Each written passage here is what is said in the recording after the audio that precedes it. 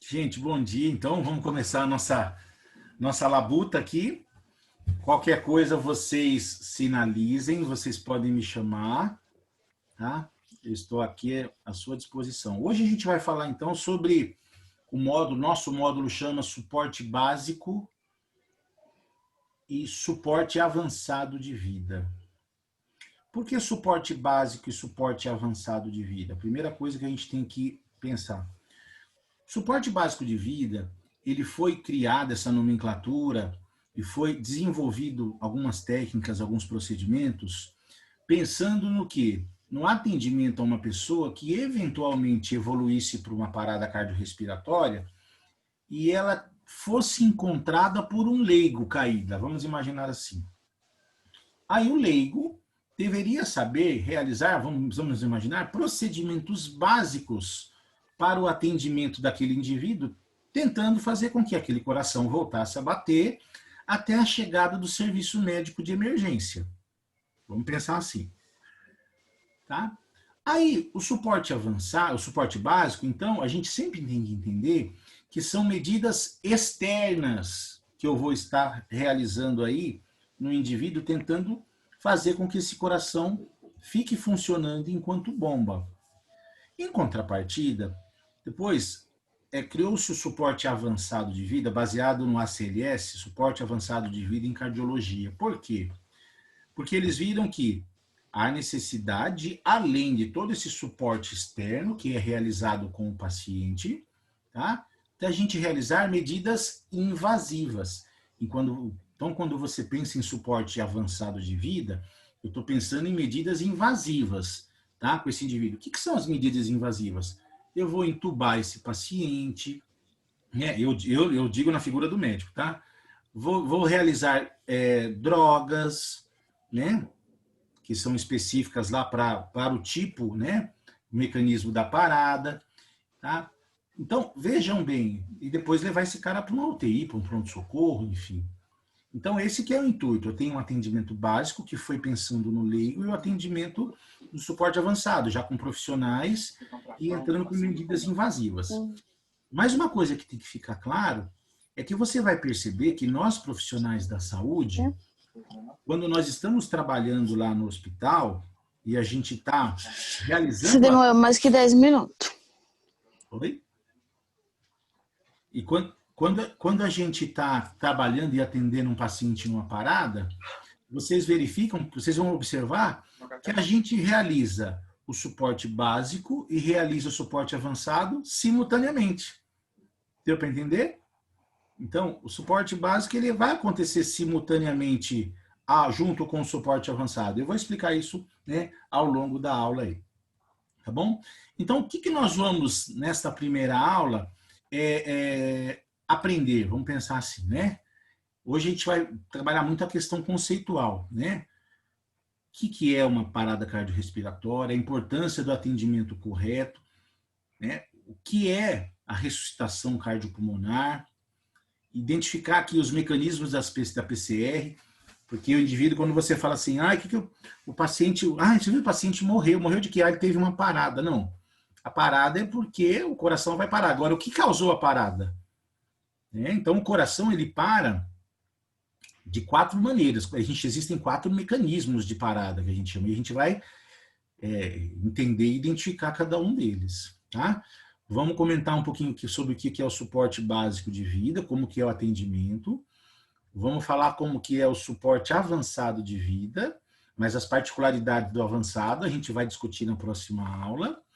E vamos falar da importância da terapia elétrica, da desfibrilação hoje. Por que desfibrila? Quando desfibrila? Em quais os ritmos que é desfibrilado? Vamos falar um pouquinho sobre o DEA, vamos falar um pouquinho sobre desfibrilador que tem lá no hospital. Então, hoje o intuito é explorarmos esses tópicos aqui. Ok? Gabi, tudo bem por enquanto? Fê, Marcos? Tudo certo. Tudo bem, professor. Certinho, professor. Então, beleza. Então, primeira coisa, vamos pensar em definição. Definição é algo interessante, não é algo que a gente tem que se atentar muito, mas eu preciso compreender o que é uma parada, né? O que é uma parada cardíaca, né? Uma parada respiratória, cardiorrespiratória. É quando o que acontece? Quando há cessação, o coração ele para de apresentar o débito cardíaco de forma adequada, tá? Para sustentar e manter o quê? Todo o volume circulante aí no nosso organismo. Volume sanguíneo. Então, cessação súbita da circulação, tá? Onde o meu coração ele não consegue mais realizar a contração ventricular, a fim de que de ejetar aí o sangue tanto para a grande circulação, quanto o sangue para a pequena circulação, que era para o pulmão, para ser aí oxigenado. E quando esse coração para, porque o coração nada mais é que uma bomba, olha que bomba importante, e que órgão, né? Desde a concepção, quando ele se forma, até os longos anos de vida, imagina quantas vezes essa bomba não bate. Né? Então, a partir desse momento que essa bomba ela deixa de funcionar, eu preciso criar, né? Desenvolver alguns mecanismos e fazer com que, né, criar estímulos para que esta bomba volte a funcionar normalmente e manter aquilo que nós chamamos de RCE, retorno da circulação espontânea. Retorno da circulação espontânea porque o coração ele volta a bater sozinho e faz com que o sangue fique circulando normalmente aí, tá? Com o funcionamento do coração enquanto bomba. Então, a ressuscitação, o que é? São os procedimentos que são realizados durante a parada para que esse coração volte a funcionar de forma adequada aí. Ok? Por que a gente tem que fazer isso? Quando a gente começa a pensar em parada, o coração, imagina o coração como um automóvel. Ele precisa de dois mecanismos importantes. Ele tem um mecanismo que nós chamamos um mecanismo mecânico, ou seja, que é o mecanismo da contração. Ele precisa de uma força mecânica para contrair. E, além disso, desta força mecânica, ele precisa do quê? De uma condução elétrica. Então, veja um carro. O carro pode estar com o motor ótimo. Ele tem a força mecânica do motor. Mas se ele não tiver a energia da bateria, o motor pega? Não pega. Então, o coração ele tem essa lógica. Ele tem que ter um motor bom, que, ou seja, uma força de contração, um músculo bom para realizar o quê? Todo esse mecanismo de sístole e diástole. E, ao mesmo tempo, ele tem que ter a energia. A energia é o quê? Que até através das suas fibras vai fazer com que esse estímulo seja o quê? Né? Ele seja espalhado por esse músculo para ser realizada a contração. Então, eu preciso de uma força mecânica e eu preciso de uma condução elétrica adequada para funcionar.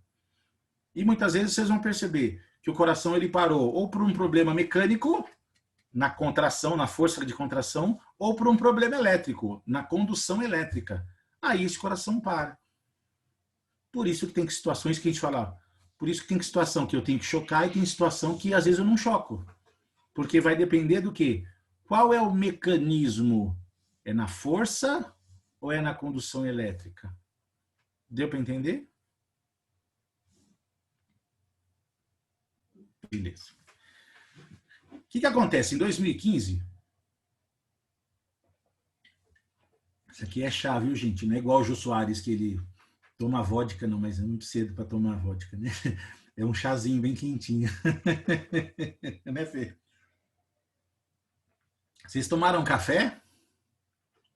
Tomaram? Bom. Olha só, em 2015, talvez vocês já tenham visto esses elos por aí, não já viram essa imagem? As que vocês devem ter visto é essa aqui, ó. Cadeia de sobrevivência extra-hospitalar, que é a mais comum. Aí em 2015, com certeza de lá para cá vocês viram também, a American Heart, os estudiosos aí que estudam essas questões relacionadas à cardiologia e ao suporte básico e avançado de vida, eles falaram o seguinte: eu preciso me preocupar não somente com o cara que está fora do hospital, mas eu preciso me preocupar com o cara que está dentro do hospital, o profissional. Por quê?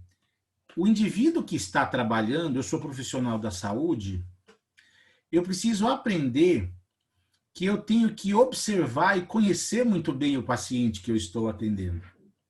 Olha só por quê. Aí eles criaram aí a cadeia de sobrevivência intra-hospitalar. O que significa essa cadeia de sobrevivência intra-hospitalar? Olha só. A primeira lupinha aqui, ó. Eu, conhecendo o meu paciente, o que é conhecer o paciente? Eu sei a patologia dele, eu estou acompanhando ele o dia todo, os sinais e sintomas.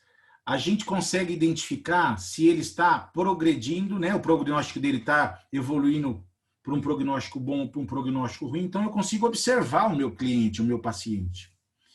Então, se eu conheço bem meu paciente, eu, muitas vezes, posso desconfiar que esse cara pode piorar pela condição clínica dele. Não sei qual a condição, mas ela pode piorar. E eu sabendo que ele pode eventualmente evoluir, vamos imaginar, eu estou com um paciente grave lá que ele está num quadro de choque séptico, por exemplo. Eu estou tratando ele lá na UTI, lá no pronto-socorro. Esse cara, pela gravidade e instabilidade, ele pode evoluir para uma parada? Claro que pode. Então, eu sabendo o tipo de paciente que eu tenho, eu já consigo criar o quê? A vigilância. Eu estou pensando na prevenção, vou olhar, vou observar, vou acompanhar, vou ficar mais perto. A partir disso, se eventualmente ele evoluir para uma parada, lógico, eu vou observar, vou reconhecer esse telefone aqui e vou pedir ajuda. Dentro do ambiente hospitalar, como que a gente pede ajuda numa parada? Você está lá no hospital, tem uma parada lá na clínica médica, como é que a gente pede ajuda? Gente, parada! Põe a cabeça no corredor e parada, é assim? Às vezes é assim. Mas o que acontece? Hoje, gente, muitos hospitais, eles trabalham com protocolos. E muitos protocolos, por exemplo, um protocolo internacionalmente conhecido de parada, para quem não sabe e for trabalhar, é um protocolo chamado Código Azul. Já viram falar? O Código Azul é um código internacionalmente conhecido, onde o profissional de saúde que está, esse telefoninho aqui, ó, pensa assim, ó, o profissional de saúde que está trabalhando, de repente ele está lá no quarto, ou ele está lá na UTI, enfim, ele está no leito, e ele identificou que o paciente está em parada, ele não vai gritar parada, ele vai falar o quê? Pessoal, código azul no leito 12. Deu para entender? Quando fala código azul, entende-se que está ocorrendo uma parada cardiorrespiratória. Quem ouviu ali o código azul, ninguém precisa falar traz o carrinho de emergência, chama o médico, porque todos estão treinados. Ao falar código azul, quem ouviu já aciona fisioterapeuta, já aciona médico, já aciona... Existem hospitais que existem times de parada, ou seja, a parada ocorreu lá na clínica médica, lógico, o enfermeiro, quem está lá vai começar as manobras. Mas ao acionar o código azul, vem um time. Quem é o time? São pessoas já treinadas, vem fisioterapeuta, vem o médico, vem enfermagem, só para atender a parada. Porque são pessoas treinadas e capacitadas que estão acostumadas a atender a parada. Deu para entender? Então, por isso que eles começaram a pensar nisso, na cadeia intra-hospitalar. Aí, lógico, ao acionar o código azul, quem está lá trabalhando já inicia o quê? A RCP. Como a gente está dentro do ambiente hospitalar, a gente inicia sempre pelo quê? Pelo suporte básico. Qual que é o suporte básico? Compressão e ventilação, compressão e ventilação, não é? Quando o carrinho de parada chega, esse aqui é o choque, ó. Lá no hospital tem um desfibrilador em cima do carrinho, não tem? Por quê? Monitor a gente só tem na UTI ou num pronto-socorro. Você não tem monitor cardíaco muitas vezes no quarto.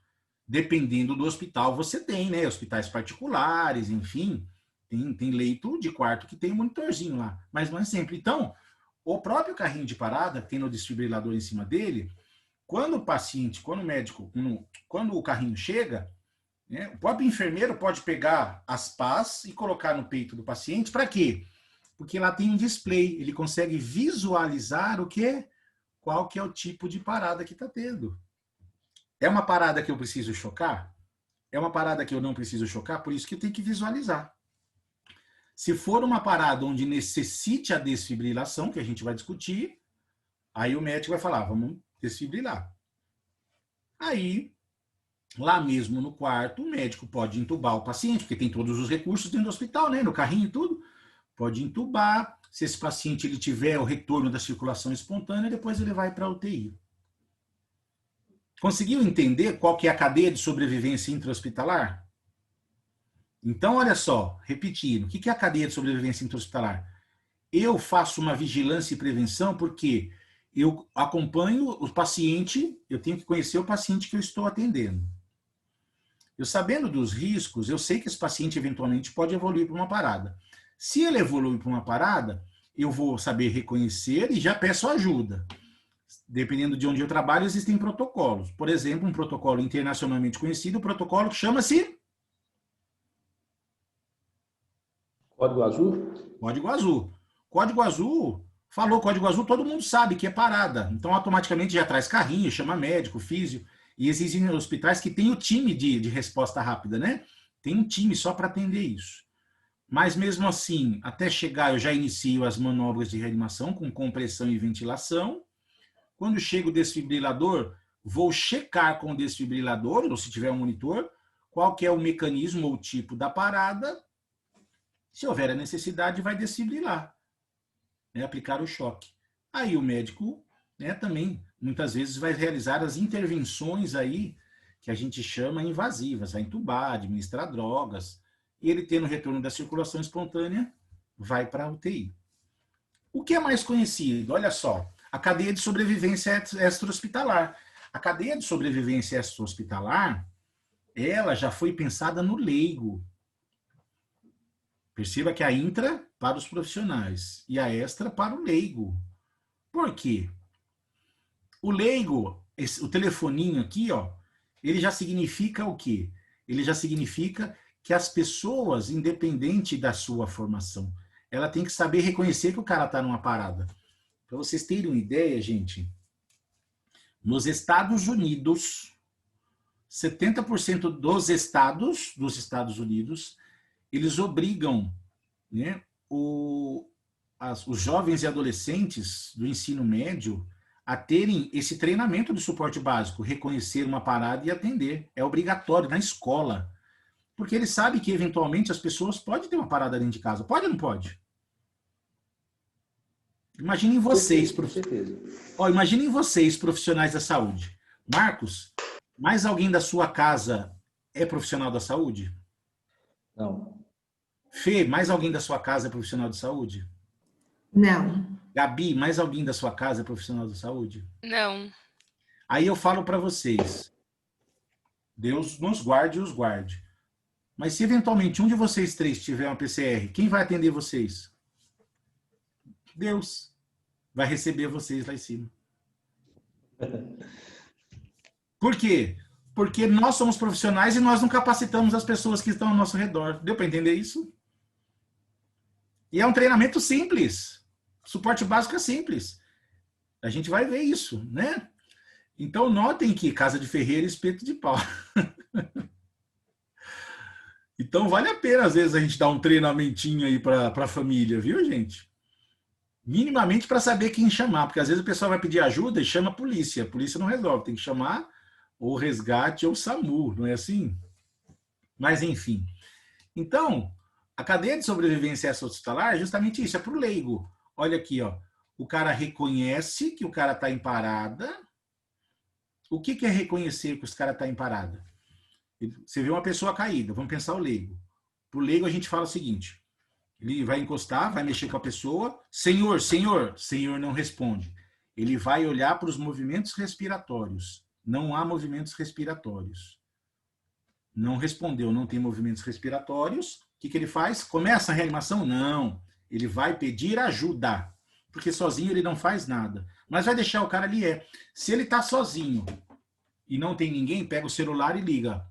192. Vai demorar 5 minutos, não tem problema. Liga para o SAMU e fala, olha, eu estou aqui em tal lugar, em tal rua, estou precisando de uma ambulância com DEA, porque eu estou com uma parada aqui. O cara já vem suporte, né? Agora, se tem alguém ao meu redor, o que eu falo? ligue para 192 e peça para trazer o DEA. Quando você fala que é para trazer o DEA, automaticamente já subentende-se que é uma parada. Isso é para o leigo. Reconheceu, mexe com a pessoa. Senhor, senhor, senhor não responde. Antes de começar qualquer coisa, pedir ajuda. E pedir para ligar 192 e trazer o DEA. Essa é a sequência. Aí ele começa a reanimação. Ó. A reanimação para o leigo é sempre focado aonde? Na compressão torácica. Por quê? Se eu estou na rua, não significa que eu tenha, ninguém tem no bolso uma máscara, né, ou um ambu para ventilar. Então, hoje já não é mais indicado, conforme American Heart, a respiração boca a boca por questão de contaminação. Você pode até fazer boca a boca se é um parente, um familiar, sei lá. Aí você pode até querer fazer, mas não é que é obrigatório. Mas, de uma maneira geral, pro leigo, o que ele diz da reanimação? A gente tem que focar na compressão. Deu para entender? Hoje a ventilação só é feita se você tiver o dispositivo e souber utilizar. Caso contrário, você vai ficar lá 2 minutos e fazer a compressão torácica. Quando o DEA chega, que é extra-hospitalar, ó. O DEA chegou, eu vou colocar o DEA ele fala com você. Nós vamos ter aula prática lá, no dia 11, e eu vou mostrar como é que o DEA fala. O DEA vai explicando passo a passo o que fazer. E ele vai dizer se a gente tem que aplicar o choque ou não. Se tiver que aplicar o choque, aplica o choque e continua a massagem, a compressão. Se ele falar não aplica o choque, eu não aplico, mas eu continuo a compressão até a chegada do serviço médico de emergência. Aí chegou o SAMU, o resgate, vai colocar a escala da ambulância e levar para o hospital. Deu para entender o que é a cadeia? A cadeia de sobrevivência extra-hospitalar? Reconhecer e pedir ajuda. Depois que ele reconhece, senhor, senhor, senhor não responde, não tem movimentos respiratórios, peço ajuda pelo celular ou peço para alguém ligar, ligue 192 e peça para trazer o DEA. A fluxo é esse, gente. Aí que eu começo a reanimação. Fora do ambiente extra-hospitalar, o foco é o quê na reanimação? Só massagem, né? Isso, compressão só. E a ventilação? Só se você souber fazer e tiver dispositivo. Se não tiver dispositivo, nada de boca a boca, ok? Beleza. Aí o DEA chega. O DEA chega, você vai instalar o DEA. Aí o DEA vai falar se choca ou se não choca. Se chocar, aplica o choque e continua a compressão até a chegada do serviço. Né? De chegar a ambulância. Se eventualmente, né, não aplicar o choque, continua a compressão do mesmo jeito. Aí o serviço médico de ambulância chega, um SAMU resgate e leva o cara para o hospital. Essa é a cadeia de sobrevivência extra-hospitalar. Gabi, tudo bem? Acho que você deve ter visto isso já, né, Gabi? Tá tudo bem, tranquilo. Beleza. Mecanismos da parada. Certo, gente. tudo tranquilo. Beleza. Quando a gente fala que o paciente parou, a gente tem que tomar um certo cuidado. Por quê? Ou não, quando a gente fala que o paciente parou, não. Quando a gente fala que o paciente morreu de parada. Todo mundo morre porque o coração para. Então, a gente tem que falar, olha, o paciente ele evoluiu, né? Ele tinha um problema X e em função desse problema ele evoluiu para uma parada cardíaca, que a gente não teve sucesso aí na reanimação. Então, todo mundo morre por parada, porque o coração, por algum motivo, parou. Entendeu a lógica? Né? Agora, eu preciso saber o que desencadeou a parada. Esse que é o problema. E quando esse coração para, existem 4 mecanismos, ou seja, 4 formas da gente falar que o coração parou. Quais são eles? Taquicardia ventricular sem pulso, fibrilação ventricular, atividade elétrica sem pulso e a sistolia. Aqui a gente vai explorar, entender um pouquinho cada uma delas.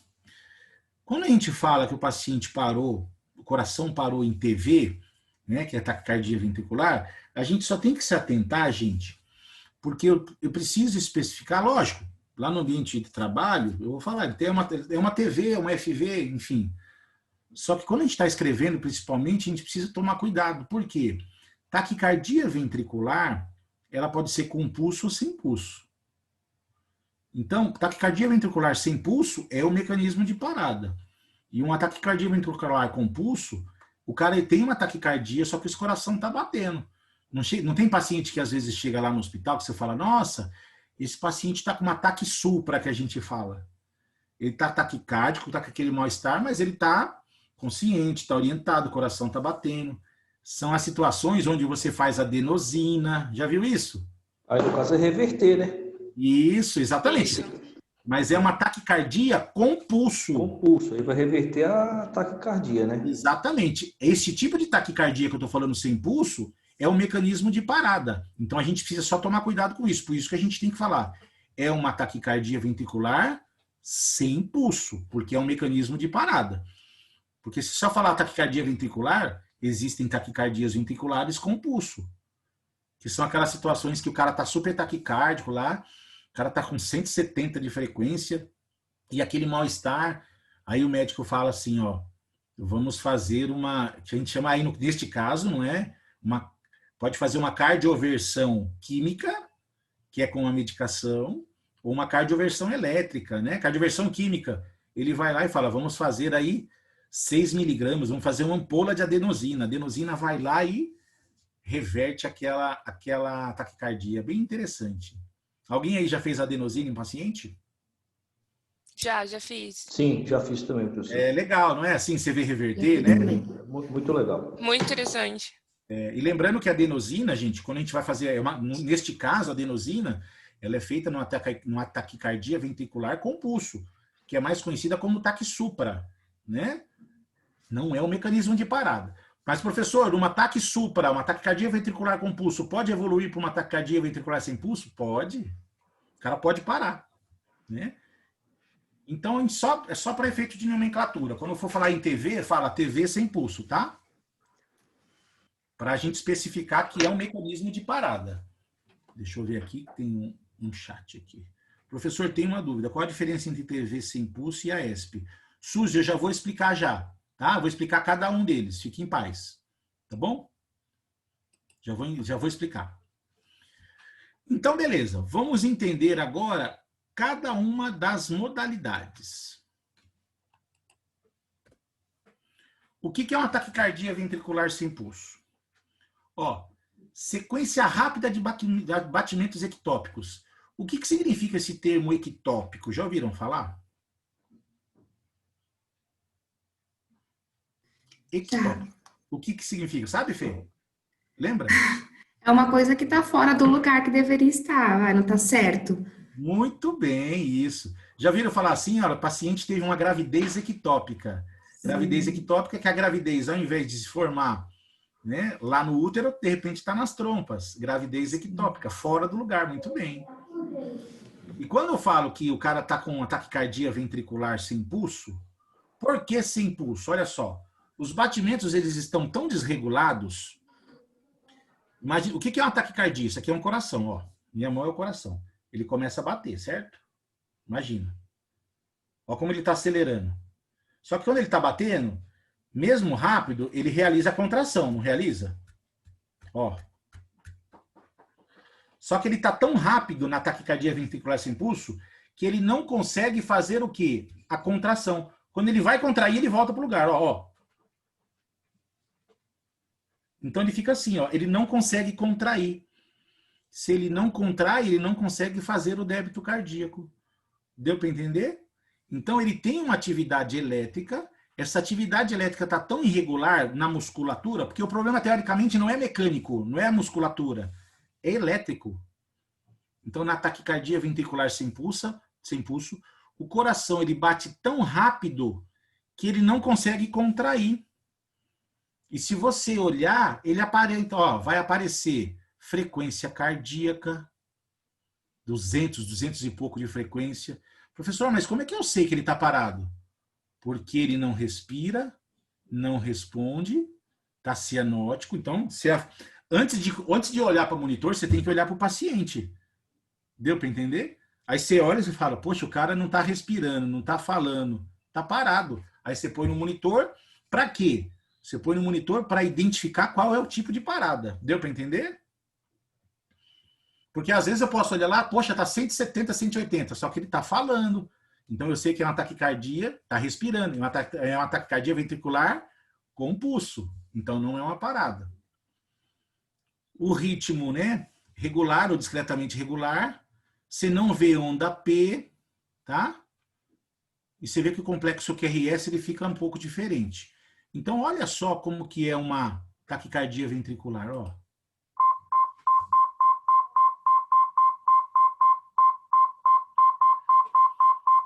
Notem que ele tem frequência. Olha lá a frequência dele, 210. Olha o complexo QRS, como fica, ele fica alterado. Professor, como é que eu sei que ele está parado? Porque ele não respira, está cianótico. Eu olho para o monitor e olho para ele. Então, é uma taquicardia. Esse coração ele bate tão rápido que ele não consegue contrair.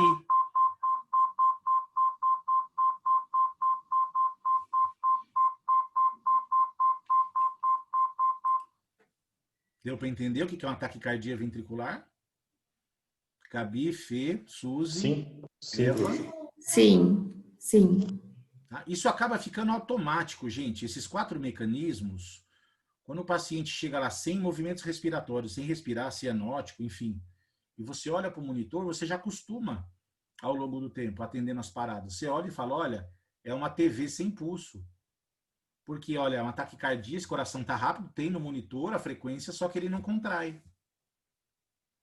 Este é um mecanismo que eu chamo que é um ritmo chocável.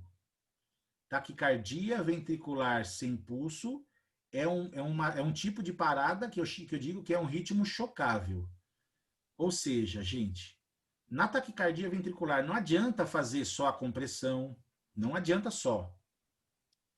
Adrenalina, eu tenho que aplicar o choque, porque o choque, que é a desfibrilação, é que vai fazer com que esta onda que está irregular, essa distribuição ectópica desses batimentos, volte o quê? No ritmo normal, como se tivesse dar um tranco no coração do indivíduo e o ritmo volta a estar dentro da normalidade. Tem paciente que se aplica 4, 5, 6 choques às vezes para voltar. Tá? Então, a taquicardia ventricular sem pulso é um ritmo chocável. Ou seja, eu tenho que associar a compressão, que é a massagem cardíaca, as drogas e associar o quê? A desfibrilação, que é o choque. Tem que ter, porque senão esse ritmo não volta. Esse coração não volta a bater sozinho. Tudo bem aí? Certo? Suzy, você que está à distância aí, tá tudo bem? Eva, manda no chat aí.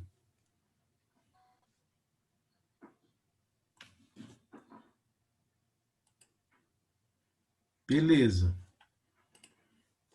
Aí depois a gente vem a fibrilação ventricular.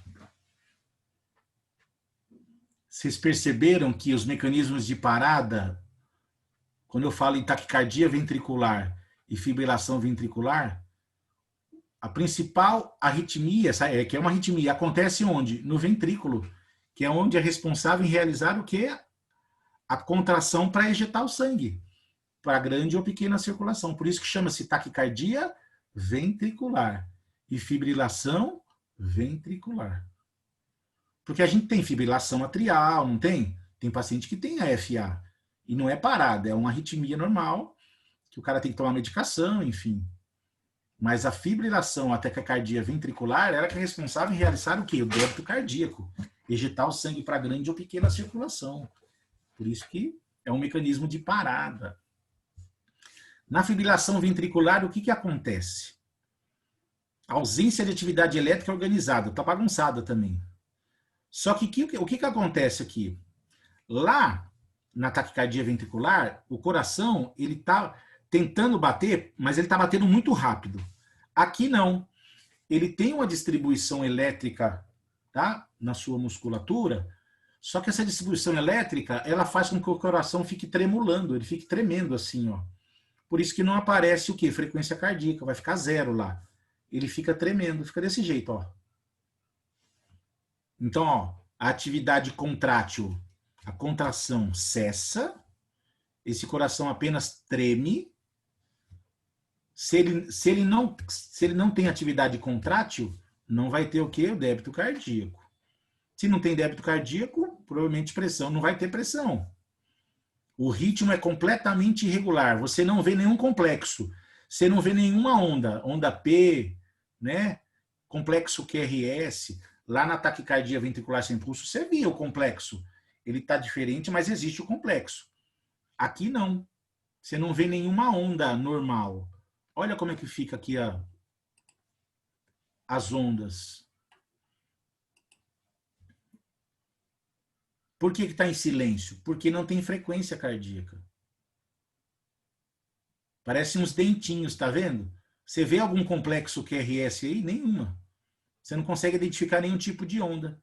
Professor, como é que eu sei que está parado? Porque eu estou olhando para o paciente. Cianótico, não tem movimentos respiratórios, não responde, está parado. Põe no monitor, frequência cardíaca, 0, ou está bradicárdico. E olha como é que está o traçado. Isso chama-se fibrilação ventricular. Professor, por que eu não falo sem pulso? Porque não existe diferença de fibrilação ventricular com pulso ou sem. Toda fibrilação ventricular ela é sem pulso. Deu para entender? É um outro mecanismo de parada. E esta também por ser uma arritmia, também é o quê? É um ritmo de parada chocável. Então, quais são os ritmos da parada que eu choco? Eu só vou aplicar o choque, a desfibrilação, na taquicardia ventricular sem pulso e vou aplicar a desfibrilação na fibrilação ventricular. Ficou claro? São os únicos mecanismos de parada que eu chamo de chocáveis. Porque os outros dois não preciso chocar, que o problema não é elétrico. A gente só choca por quê? Você choca porque o problema maior é a parte elétrica do sistema cardiovascular. Deu para entender? Por isso aí que criou-se, né, que a gente tem o desfibrilador. Você sabe a diferença de desfibrilação e cardioversão, pessoal?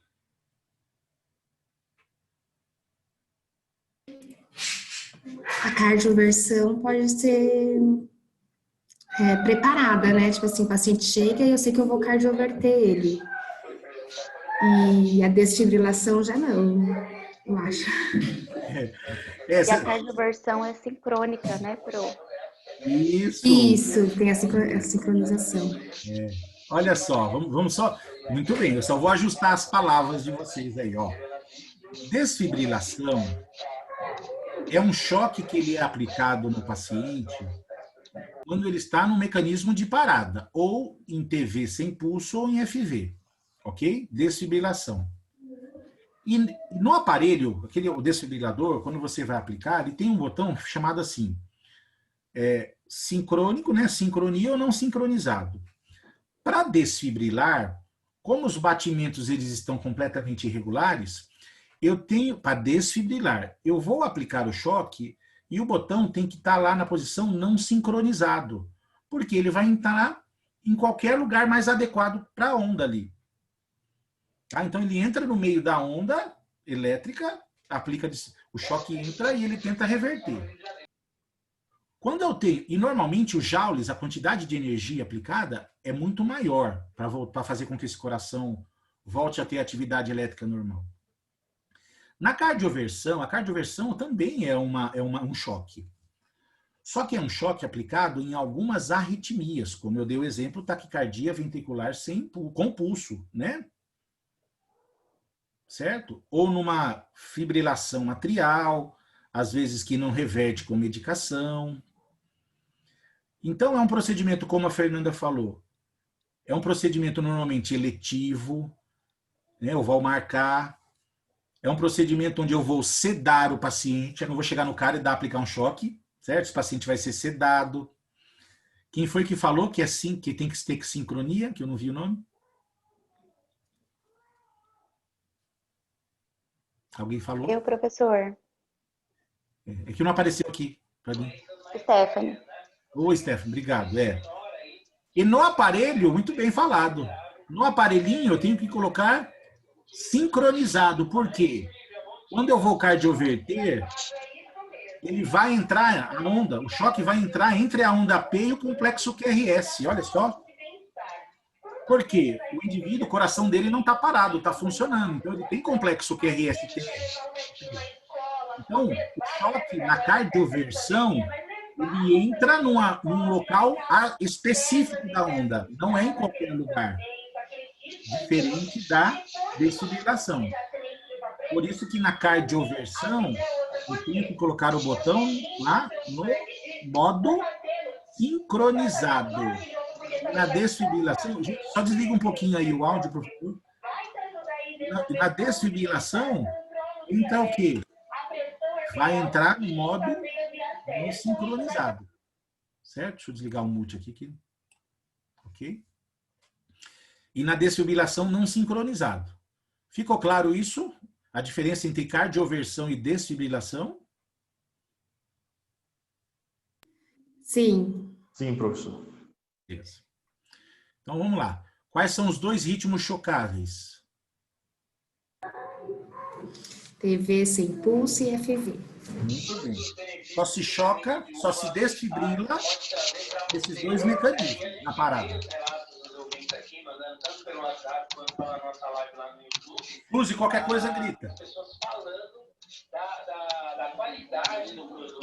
Atividade elétrica sem pulso. Atividade elétrica sem pulso. O próprio nome já diz, ó.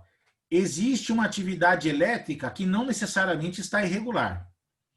Só que o problema aqui está onde? Na atividade mecânica do coração. Deu para entender? O problema aqui não está na parte elétrica, está na parte mecânica.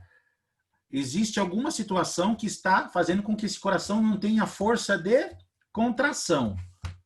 Não é a parte elétrica que está com problema, é a parte mecânica. Então, o problema é na contração.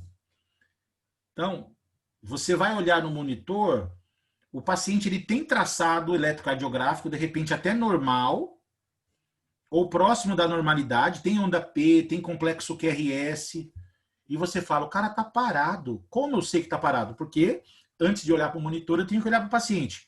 O paciente não respira, não responde, não tem movimentos respiratórios, está parado. Aí você olha no monitor, tem atividade elétrica, tem complexo onda P, QRS. Então, se ele tem atividade elétrica dentro, próximo da normalidade, e ele não responde nem tem batimentos cardíacos, significa que ele tem o quê? Qual que é a modalidade? Atividade elétrica sem pulso, AESP. Entendeu, Suzy? Ele tem uma atividade elétrica dentro ou próximo da normalidade, só que o problema dele não é elétrico, o problema dele é contração. Ele não tem força, o músculo ainda está sem força para contrair. Entendeu, ô Suzy? Não é parte elétrica o problema, é parte mecânica. É a força, não tem a força para contrair, realizar a contração. Gabi, Fê, Marcos, Suzy, Eva, Stephanie, tudo bem? Tudo certo, professor? Tudo bem, professor. Beleza. A gente tem que tomar cuidado na atividade elétrica sem pulso, pessoal, muito cuidado. Quando a gente tem um paciente monitorizado, que a gente sabe que ele pode parar ou já parou, a gente não pode só olhar para o monitor. Tem profissional que ele só olha para o monitor. Beleza, Pri? Beleza, Su? Tem profissional que ele só olha para o monitor. Um paciente em parada com atividade elétrica sem pulso, aquilo que eu falei. A atividade elétrica no monitor, às vezes, está dentro ou próximo da normalidade e o cara está parado. Porque eu preciso olhar para o paciente e ver que ele não respira, não tem movimentos respiratórios, entendeu? Oi, Nata, tudo bem? Beleza. Então, olha só aqui, ó. O problema na AESP é porque existe uma atividade elétrica normal ou próximo da normalidade, você tem onda P, complexo QRS e onda T, só que ele não tem força para contrair esse coração. Tá? Beleza.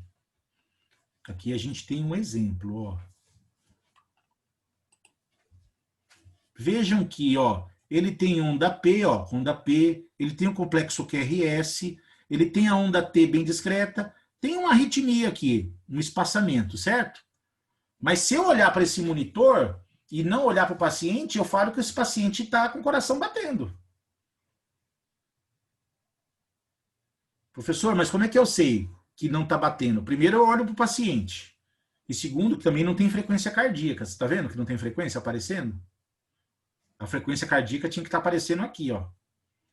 Então, se eu olhar só para o traçado me enganaria. No máximo eu falo, ele tem uma pequena arritmia aqui, ó. Porque ele tem o complexo, ó, onda P, QRS e onda T. Ó, a onda T aqui, ó. Então, por isso que eu sempre olho para o monitor e olho para o paciente. Olho para o monitor, vejo que ele tem o complexo lá, tem ondas. Caramba, mas ele não está respondendo, não está respirando. Aí você olha para o monitor de novo e fala, olha, é mesmo, não tem frequência cardíaca. Então, ele tem uma atividade elétrica sem pulso. Então, ele tem atividade elétrica, mas o coração, a parte mecânica, não tem força para contrair. É outro mecanismo de parada. Só que esse mecanismo de parada não se aplica a choque, porque o problema dele não é elétrico. Porque o próprio nome já diz, ele tem atividade elétrica, porém sem pulso, porque ele não tem a força para realizar a contração. Por isso que chama-se AESP, atividade elétrica sem pulso. Todos entenderam? Sim. Sim. Beleza. Qualquer dúvida, eu estou à disposição. Tudo certo, professor. E por último, a sistolia. Aqui a sistolia a gente tem duas situações interessantes. Você não tem atividade elétrica, não tem. Ele não tem atividade elétrica e ele não tem força de contração. Mas não é porque ele não tem atividade elétrica, é que eu vou ter que aplicar choque, porque o problema não é a atividade elétrica. Então o coração está com algum problema onde interrompeu a atividade elétrica. Só que eu não vou aplicar o choque. Choque só aplica-se em taquicardia ventricular sem pulso e em fibrilação ventricular. A AESP e a sistolia, tá? Os mecanismos da reanimação é a compressão, ventilação e drogas. Pronto. Lá na taquicardia ventricular sem pulso e na fibrilação é compressão, drogas, ventilação e o choque. Entendeu? Na sistolia e na AESP a gente não aplica choque. Então aqui, ó, na sistolia, a ausência de qualquer atividade contrátil ou elétrica, ou seja, ele não tem força para contrair nem tem atividade elétrica. É como se tivesse tirado o coração da tomada. Ok? Certo? Às vezes em várias derivações, às vezes em nenhuma. Só que aqui, quando o paciente está em assistolia, eu preciso ficar esperto. Deixa eu só mostrar o que é a sistolia aqui para mim voltar. A sistolia é isso, ó. Você olha para o monitor, é aquela em linha reta. É muito comum falar linha ISO, né? A linha reta, tá ISO. ISO tá a linha reta. Normalmente, quando o paciente vai a óbito, é comum a gente fazer o eletro e falar, ainda não está ISO, ou seja, não está a linha reta ainda. Porque, às vezes, mesmo depois que ele foi a óbito, você vai fazer o elétrico é ótimo, você vai fazer o eletro, aparece alguns traçados ainda. Por que aparece traçado? Efeito da droga, efeito da adrenalina, que está causando algum estímulo ainda.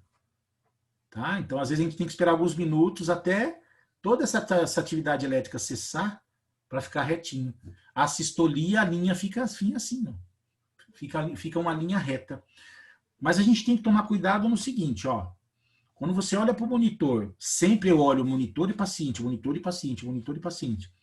Porque, às vezes, você olha para o monitor de longe e você fala, vixe, o paciente parou. Já aconteceu comigo isso. De longe, você olhar no monitor e fala, o paciente parou. Mas quando você chega perto, na realidade está desconectado o eletrodo. Então, você tem que observar se os eletrodos estão conectados. Já aconteceu isso com vocês? Já? De longe você olha e fala, vixe, parou. Você olha e o paciente está lá, respirando ainda. Você fala, está desconectado. Já aconteceu. Mas a gente não grita parada, né? Primeiro a gente olha, para não comer bola. E paciente que tem marca-passo, que continua com o estímulo e o paciente parado, também você olha no monitor, o paciente que está com o estímulo só do marca-passo. É. O X da questão aí são dois detalhes, Marcos. Você tem que conhecer o traçado do marca-passo, que o traçado de marca-passo é quadrado, você já viu? Já. O traçado do marca-passo é que o cara não respira. Então, você sabe. Eu já atendi paciente que ele chegou parado para a gente no hospital particular, que eu trabalhava, e ele tinha marca-passo. A gente tentou reanimar tudo, mas não deu certo. Aí o médico declarou o óbito, só que ele no monitor, ele tinha o traçado do marca-passo ainda. Aí o médico pegou, procurou um ímã, colocou o ímã no marca-passo, o marca-passo parou. Para quem não sabe, para parar um marca-passo, você pega um pedaço de ímã e encosta nele. Entendeu? Porque senão você acha que o cara tá vivo. Quem não conhece, vê um traçado estranho lá, falou, olha, o cara tá vivo e tá no necrotério. Não. Então, quando você vê aquela linha reta, a sistolia, olhar para o paciente, né? Para ver se ele está respirando. Ah, está respirando. Então, pode ser isso aí, ó. Os eletrodos podem estar desconectados. Aumentar o ganho do aparelho. Já ouviu falar isso? Você está trabalhando lá na UTI ou no PS, aí ele está monitorizado. Aí o médico fala assim, Fernanda, aumenta o ganho do aparelho aí para mim. O que você faria se ele falasse aumenta o ganho do aparelho? Ferrou, doutor. Para aumentar o traçado, né, professor? Aumenta o tamanho do traçado, não é isso? Isso, muito bem, Marcos. Aumentar o ganho significa você aumentar o tamanho do quê? Do traçado. Porque os monitores, você tem como controlar. Se você quer um traçado pequeno, um traçado maior. E, às vezes, olha como é importante a gente saber mexer com os equipamentos que a gente tem à nossa disposição. Você tem um monitor lá que ele tem um monte de recurso. Mas o cara só sabe colocar o oxímetro, a pressão não invasiva e colocar os eletrodos. Não sabe mexer em nada. Tá cheio de profissional assim, cheio de enfermeiro assim. Tem que aprender, tem que fuçar, né? O médico fala assim, muda a derivação, deixa aí D2, D3, não sabe. Quero ver um AVR, um AVF, não sabe. Quero ver um V2, V3, não sabe mexer, e é um botão. Então, se você trabalha e tem monitor lá onde trabalha, pega um dia que não tem ninguém e fica fuçando, pega o manual. Eu lembro que trocaram o monitor do hospital que eu trabalhava, e colocaram lá. O básico a gente sabe. Aí eu falei, caramba, mas não tem manual, nada. Vai na internet, coloca o modelo do aparelho, vem em PDF para você o manual, em português, em inglês, em russo. É assim. Dá uma estudadinha. A gente tem que ter prática. Olha só, um dia eu cheguei no plantão, esse hospital particular, eu cheguei para pegar plantão 7 horas, tinha um paciente, ele estava com uma bradicardia tão importante, e o médico falou assim, ele chegou uns minutos antes da passagem de plantão, vamos colocar um marca-passo externo. Marca-passo externo, você só pega, porque assim, tem desfibrilador que ele também é marca-passo. Você só troca as pás, coloca os adesivos, como se fosse um desfibrilador externo, um DEA. Transcutâneo, né? E você muda 2 botões. Você coloca lá, marca-passo. E depois você coloca outro botão, os amperes. Quantos amperes ele quer? E ninguém sabia, nem o médico sabia mexer. Aí chegou, precisa pôr marca-passo. Gente, assim, ó, tira isso aqui, tira as pás, coloca os 2 adesivos, conecta no desfibrilador e vira 2 botões. Simples. Mas se você não souber mexer, tenham curiosidade. Então, se o médico falar, muito bem, Marcos, o médico falar, aumenta o ganho aí do aparelho. Aumentar o ganho do aparelho significa você vai aumentar o quê? O tamanho do traçado. Muito bem. E o interessante é checar o ritmo também, sempre deixar lá no monitor mais de uma derivação, porque às vezes o aparelho pode estar com problema. Você coloca lá, vou deixar no D2 lá, só que o D2 a linha tá com problema, no elétrico. Então deixa 2, 3 derivações para você ver que esse coração está com traçado.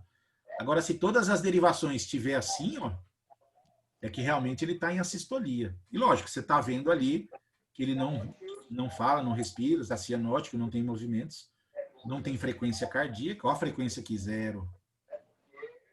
Aqui eu coloquei uma situação aqui, ó. Todo paciente em parada, gente, todo paciente em parada, a família deveria ser avisada depois de um tempo, porque, lógico, eu já cheguei a ficar 1h10 em cima de um paciente, com a equipe toda, paciente jovem, então, né? É muito tempo ficar em cima de um paciente com parada. Hoje em dia, a média é de 20 a 30 minutos os médicos ficam. Tudo depende, né? Mas paciente jovem, eles ficam muito mais tempo aí tentando reanimar. Então, pacientes, depois de um certo tempo, avisar a família. Quem tem que avisar? O médico. Lógico que o médico não vai parar de atender para ir lá fora e falar, gente, o paciente está grave. Mas às vezes você tem numa sala 2 ou 3 médicos atendendo. Então não custa às vezes um médico sair e falar, a situação é crítica, é importante a família saber da gravidade da situação. Ficou claro por enquanto? O coração para por 4 mecanismos. Taquicardia ventricular sem pulso, fibrilação ventricular, esses dois são ritmos trocáveis. Então, tem que ter compressão, drogas, ventilação e choque, desfibrilação. E o coração para por mais 2 mecanismos. Atividade elétrica sem pulso, porque existe uma atividade elétrica que esteja normal dentro da normalidade, próximo da normalidade, só que ele não tem força mecânica para contrair. O problema não é choque, o problema é mecânico. Então, compressão, drogas e ventilação. E tem a sistolia. A sistolia, ele não tem força mecânica, nem tem atividade elétrica. Então, é compressão e drogas e ventilação. Não dá choque também. Ritmos chocáveis, só taquicardia ventricular sem pulso e fibrilação ventricular. Há alguma dúvida em algum tipo desses 4 mecanismos, pessoal? Não. Pegi, Gabi, Stephanie, Eva? Não, tranquilo. Não, professor. Não, tranquilo. Beleza. Tranquilo. Vamos lá. Aí chegamos no suporte básico. O que é o suporte básico? O suporte básico é quando você identifica, independente se eu estou no hospital, independente se eu estou na rua. Dani, tudo bem, Dani? Alguma dúvida? Tudo. Beleza, qualquer coisa grita, tá? Tá, então, ó, no suporte básico, que a gente chama também de atendimento primário, então o que eu vou fazer para atender esse paciente? Primeira coisa, eu vou checar a responsividade, né? Não respira, não responde. Ele pode estar naquela respiração que a gente chama de gasping. Gasping é uma respiração anormal. É muito comum. O gasping, se você for colocar no Google e traduzir, significa ofegante. É como se diz no popular, o peixe fora d'água, né, professor? Isso. O cara tá assim, ó. Uhum.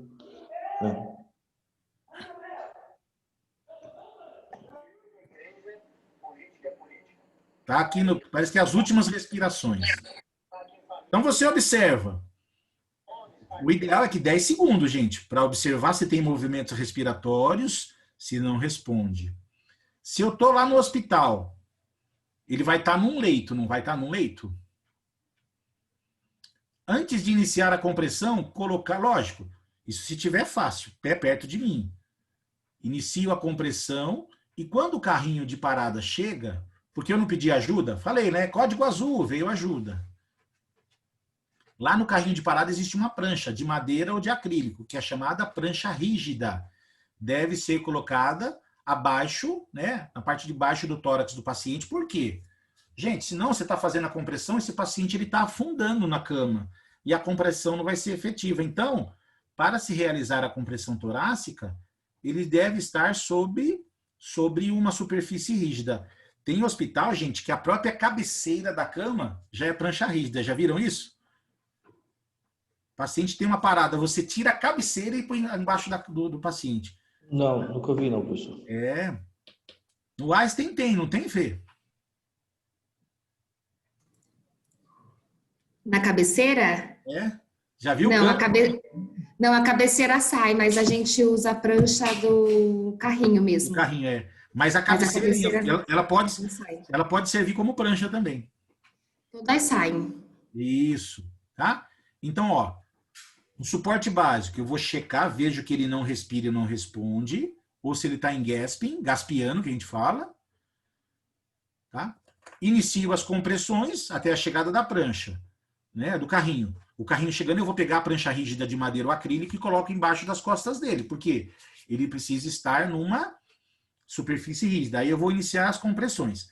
Se eu estou no ambiente hospitalar, gente, prestem atenção, eu vou fazer o ciclo correto. O ciclo da parada, ele dura 2 minutos. Anotem aí. Um ciclo de parada de atendimento, ele dura 2 minutos. Esses 2 minutos, eu tenho que fazer 30 compressões e 2 ventilações 5 vezes. Por isso que está 30 por 2. Porque eu tenho o dispositivo, que é o bolsa, válvula, máscara, e é o ambu. Então, 30 compressões, paro, alguém faz 2 ventilações. De novo, 30 compressões, paro, 2 ventilações. Isso 5 vezes. Fez 5 vezes, checa pulso. Para ver se voltou. Professor, mas ainda não tem dispositivo para ventilar. Então, eu foco só na compressão. Eu vou fazer, não são 2 minutos o ciclo? Eu vou fazer de 100 a 120 compressões por minuto. Então, eu vou contando mentalmente. Conta até 240. Aí eu sei aí que será os 2 minutos. Aí checa pulso e troca. A cada ciclo desse, você tem que trocar de pessoa, porque você não aguenta. Esse ciclo dura 2 minutos. Se eu tiver o dispositivo de ventilação, 5 vezes. 30 compressões, 2 ventilações. E checa pulso. Se eu não tiver o dispositivo, vou fazer de 100 a 120 compressões por minuto. Durante 2 minutos, eu vou fazer entre 200 e 240 compressões. Suporte básico. Aí no A, via aérea. Vou abrir a via aérea. Liberar a via aérea, fazer o quê? É o team lift, ó.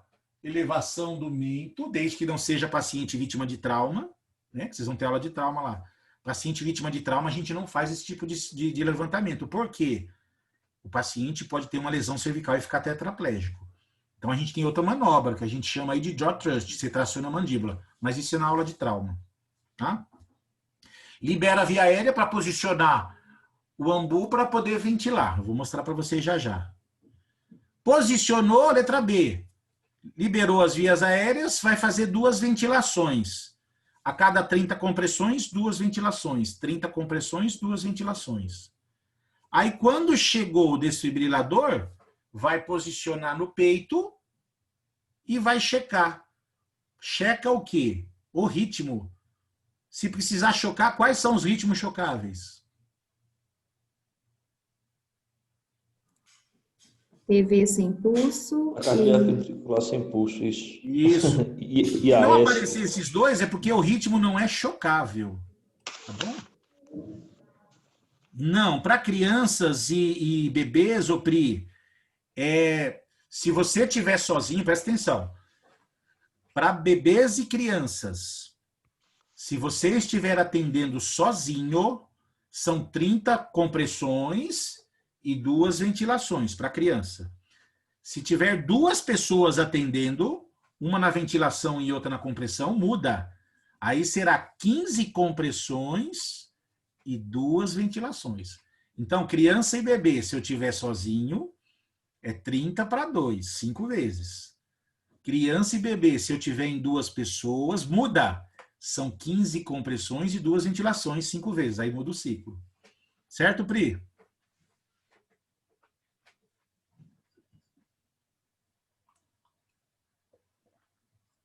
Certo aí, pessoal? Sabiam dessa diferença, não? Beleza? Sim, professor. Joia. Tá bom? Então, percebam que no suporte básico, lembrem dessa sigla, CABID, ó. Tem algumas literaturas que se fala só o CAB. Mas no suporte básico, lembra do CABID, ó, CAB. Até 2010 era ABCD. Por quê? Eles falavam que primeiro abria a via aérea e ventilava. Hoje não. Hoje, a partir de 2010, a prioridade é a compressão. Se eu não tiver dispositivo para ventilar, não me importa. É aquilo que eu falei, ó. Se eu tenho dispositivo, 5 vezes 30 compressões e 2 ventilações. Isso dura 2 minutos. Se eu não tenho dispositivo para fazer a ventilação, eu vou focar na compressão.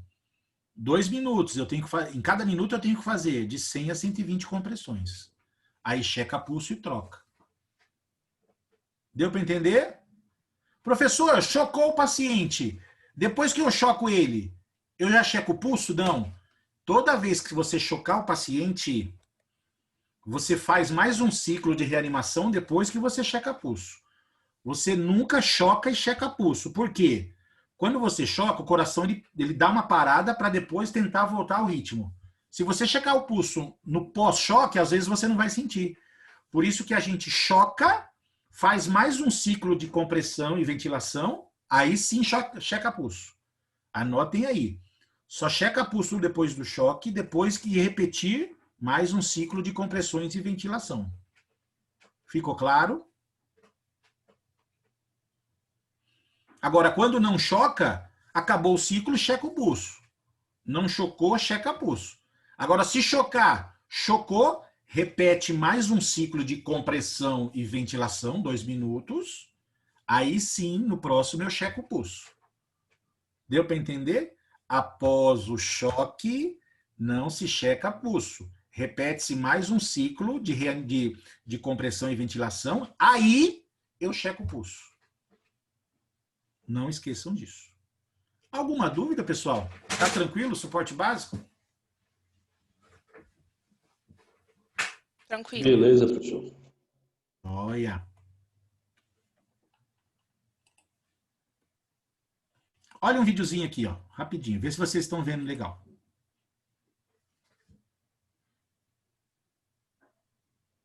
Ao reconhecer uma possível vítima de parada Tá ouvindo bem? respiratória ou PCR, você deverá se aproximar e chamá-la para Sim, verificar professor. se ela responde. Beleza. Se a vítima não responder, você deverá checar o pulso e a respiração simultaneamente, por pelo menos 5 e no máximo 10 segundos. Em bebês, o local correto para checagem de pulso é o braquial. Em crianças, o femoral ou carotídeo. E, em adultos, o carotídeo. Atenção! Se você não é profissional de saúde, observe se a vítima se movimenta ou respira. Não é necessário checar o pulso. É importante destacar que a respiração anormal ou gasping não é considerada uma respiração eficaz. Se a vítima não responder, não respirar normalmente e não possuir pulso, ela está em parada cardiorrespiratória.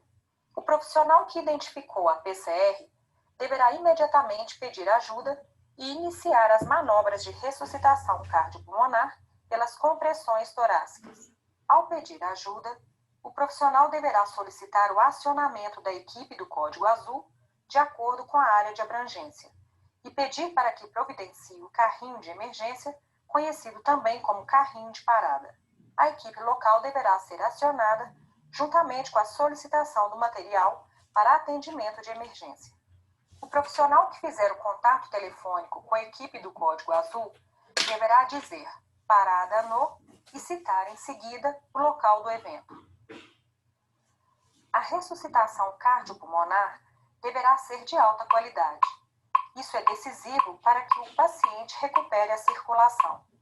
Os fatores que determinam uma ressuscitação de alta qualidade são frequência de compressão torácica de 100 a 120 por minuto, portanto rápido, profundidade de compressão torácica de no mínimo 5 centímetros do tórax no adulto e 1/3 do diâmetro do tórax em crianças e bebês, portanto profunda, permitir o retorno total do tórax após cada compressão, revezar os profissionais que estão fazendo compressão a cada 2 minutos, garantir superfície rígida durante o atendimento, minimizar as interrupções nas compressões torácicas para não mais do que 10 segundos, evitar ventilações excessivas. A compressão na criança deve ser feita apenas com uma mão ou com 2 mãos, caso a compressão com apenas uma mão não seja eficaz. A compressão do bebê deverá ser feita com a técnica de 2 dedos, no caso de um socorrista, e com a técnica de 2 polegares, no caso de 2 socorristas. A ventilação deverá ser realizada com o dispositivo bolsa-válvula-máscara, assim que ele estiver disponível, na proporção de 30 compressões para 2 ventilações no adulto e também na criança e no bebê, em caso de apenas um socorrista.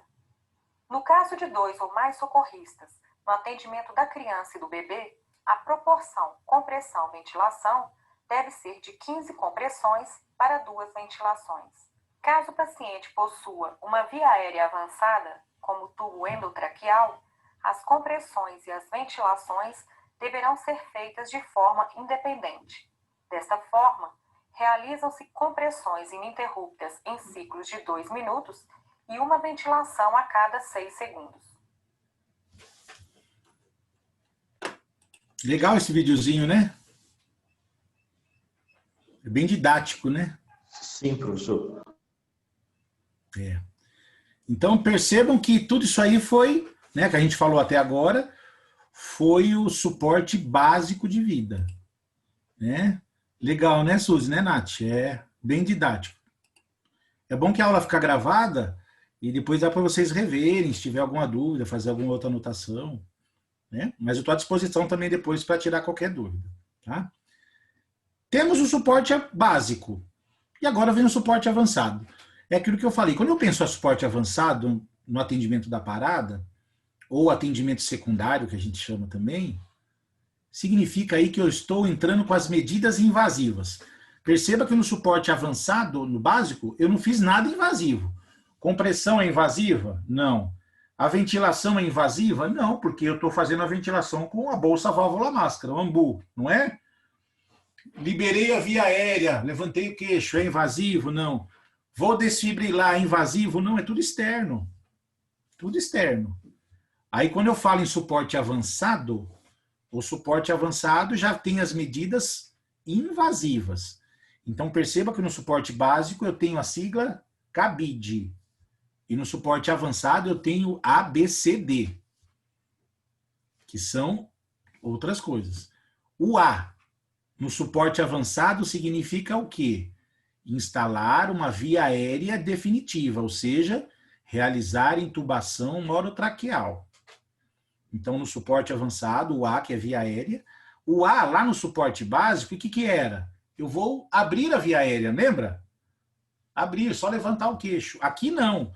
Aqui no suporte avançado, o A, via aérea definitiva, que significa intubar o paciente. No B, lá no suporte básico, significava ventilar, fazer as duas ventilações. Aqui, depois que eu intubei, eu vou checar o posicionamento. E é o momento que você... Como é que eu checo o posicionamento? Eu vou pegar o esteto, olha lá, e vou auscultar o paciente. Você pega o esteto e vai auscultar nos quadrantes. Para ver se não está seletivo, né? Isso! Por quê? Muito bem, Marcos. Porque o tubo, gente, o ideal quando o médico intuba é que o tubo, imagina que aqui é a traqueia, ó. Isso aqui é a traqueia.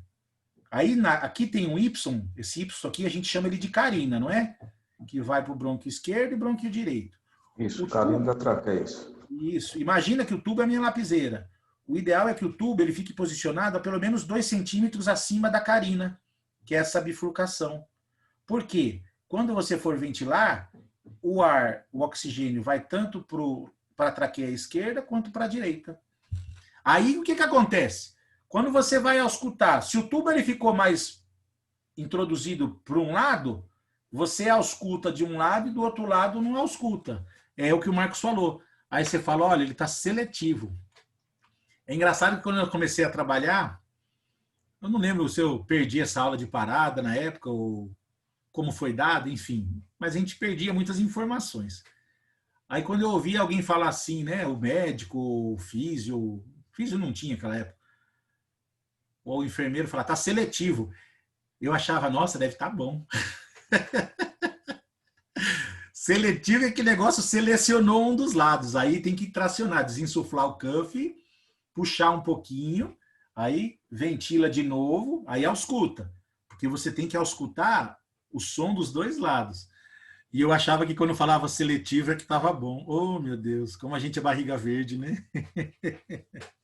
Tá? Então, se você auscultar só de um lado, você fala, ó, tá seletivo. Aí tem que tracionar para ficar naquela posição lá, pelo menos 2 centímetros acima da carina, que é a bifurcação, para poder ventilar adequadamente. Então, o A, colocar dispositivo definitivo, intubação. B, eu vou checar o posicionamento auscultando e vou fixar. Né? Vou insuflar o cuff e vou fixar. A gente insufla, encher o balãozinho do cuff lá com ar, né? E normalmente a gente insufla, tem aquele balãozinho, né, a olho.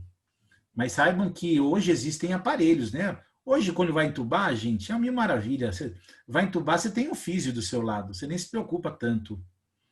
Eu lembro quando eu comecei na enfermagem, em alguns serviços não tem fisioterapeuta do lado. Você tem que montar o ventilador, você vai fazer tudo e você coloca a pressão que você acha, né? Ah, o balãozinho tá duro, tá bom. Mas o balãozinho muito cheio de ar, pode causar dano na traqueia, né? Então, tem um aparelho chamado cufômetro, né, que os fisioterapeutas utilizam justamente para verificar a pressão naquele balão quando ele é insuflado. Tá? Na letra C, lá no suporte básico, é a compressão, lembra? Compressão, massagem cardíaca. A letra C aqui não. A letra C aqui é punção de acesso venoso, estou pensando na circulação. Punção de acesso venoso, checar ritmo e administração das drogas da parada. Então percebam que no suporte básico, cada letra tem um significado e no suporte avançado tem outro. Letra C aqui, pensando na circulação, mais acesso venoso, checar ritmo e drogas. E a letra D aqui? A letra D lá do suporte básico, o que era a letra D?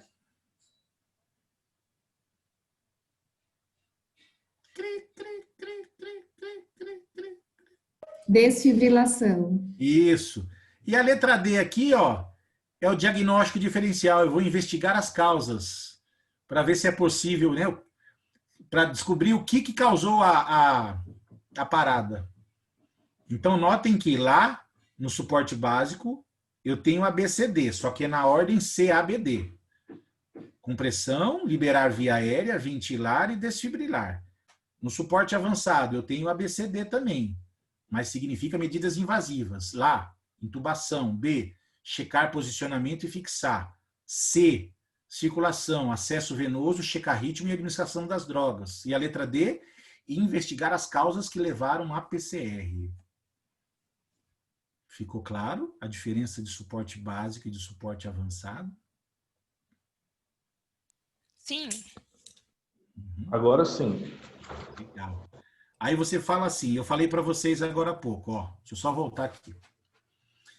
Eu falei que quando a gente vai atender uma parada dentro do ambiente intra-hospitalar, o suporte básico e o suporte avançado, eles ocorrem simultaneamente. Eles ocorrem ao mesmo tempo. Vou explicar como. Você não faz todo o suporte básico para depois fazer o suporte avançado, não. Vamos raciocinar comigo, ó. Vou criar uma situação. Só estou olhando a hora aqui para... Né? Vou criar uma situação. O paciente ele estava lá na UTI, monitorizado, certo? Porque ele tinha uma arritmia. Mas você estava vigilante, porque lembra? A cadeia lá, ele estava lá, por exemplo, ele tinha um flutter atrial. Vocês viram isso em emergências cardiovasculares, não viram flutter? Viram, né? Aí estava lá internado com flutter, tratando com os antiarrítmicos, enfim. Mas como você está antenado, olhando no monitor, de repente esse paciente evoluiu para uma PCR. Você olhou no monitor e ele evoluiu para uma PCR que você identificou como uma taquicardia ventricular sem pulso. Aí você vai se aproximar dele. Primeira coisa que você vai fazer, eu identifiquei, o que eu vou pedir? Eu vou atender sozinho? O que eu falo? Parada. Código azul. Código azul. Eu posso falar parada, porque às vezes você trabalha num lugar que ninguém sabe o que é código azul, não foi instalado. Mas você fala, gente, parada, beleza, ou código azul. Aí você vai para o leito, alguém vai trazer, daí você vai iniciar as manobras de reanimação. Por onde eu começo as manobras de reanimação? Compressão, né? Compressão, isso. A compressão faz parte do suporte básico ou avançado? Os dois. Não. O básico ou avançado? Ah, no básico, né? O básico.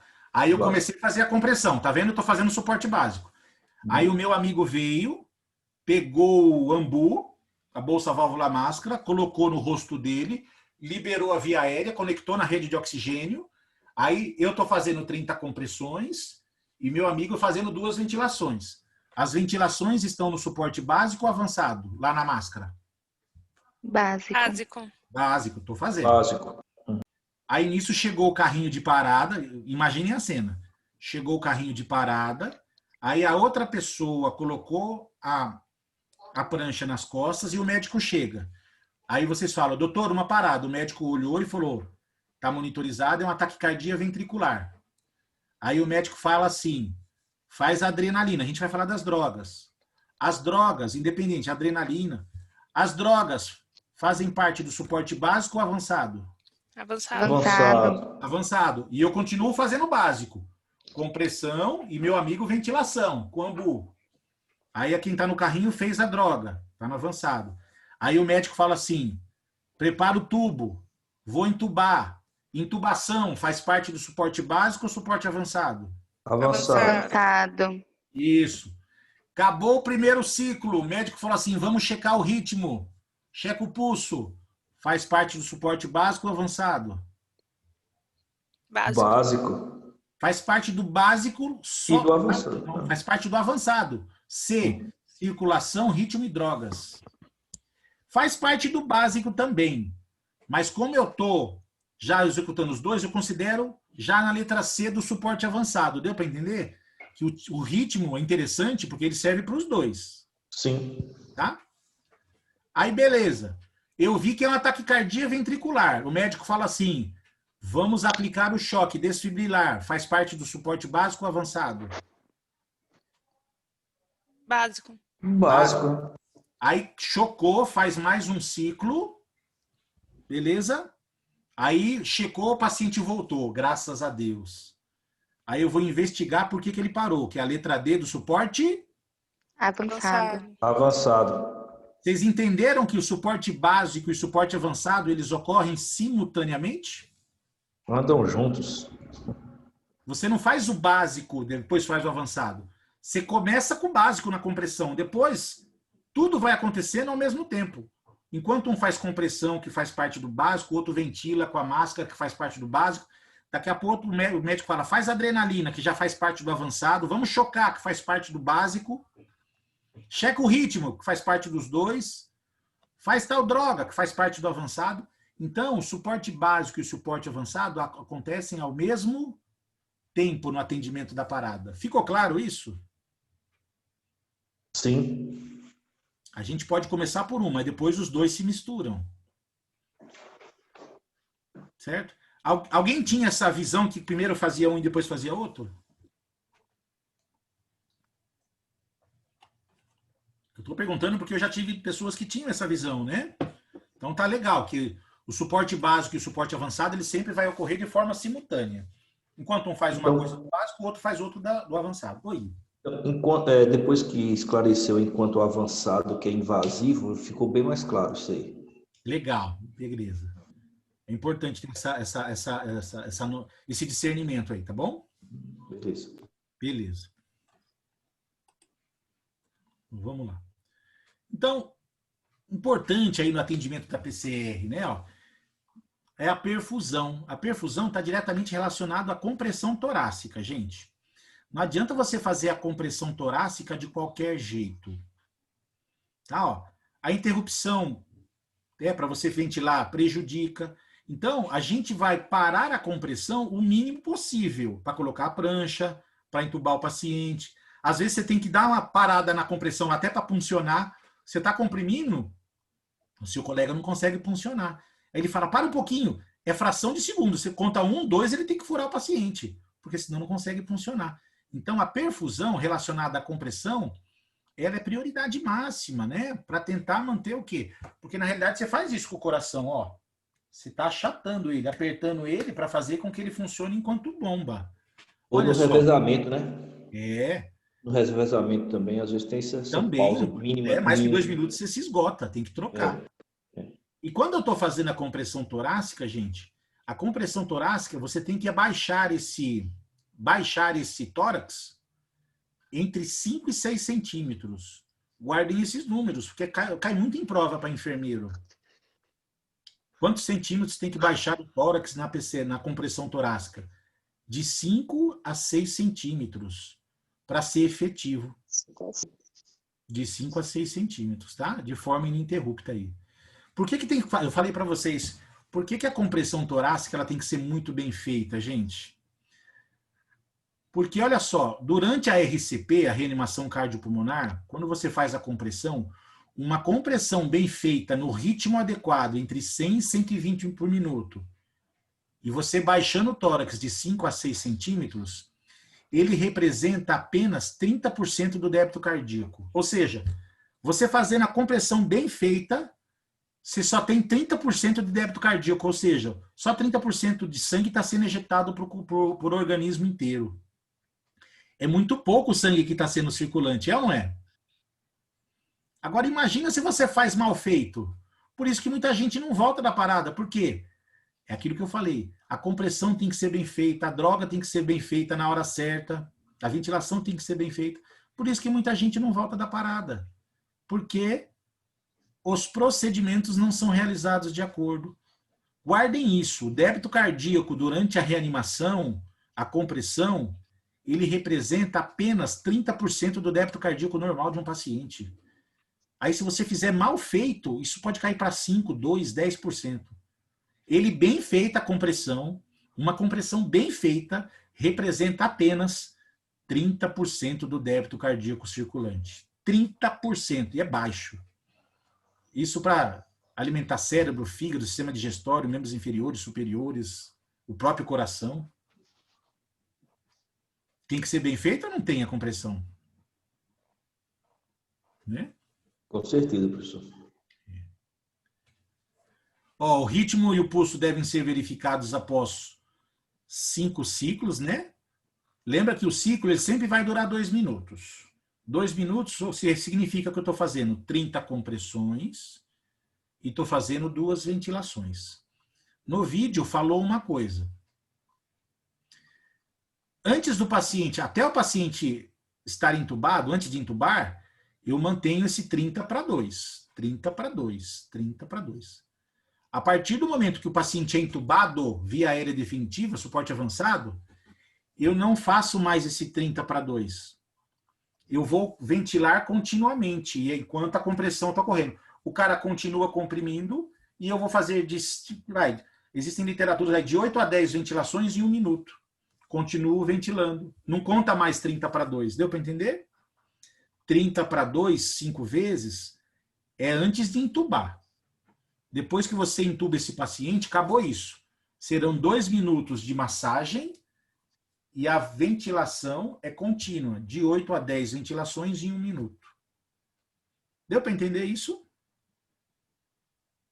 Sim. Beleza. E a terapia elétrica, né, para fechar a nossa manhã de aventuras aí de conteúdo teórico. Terapia elétrica, a gente falou que é a desfibrilação.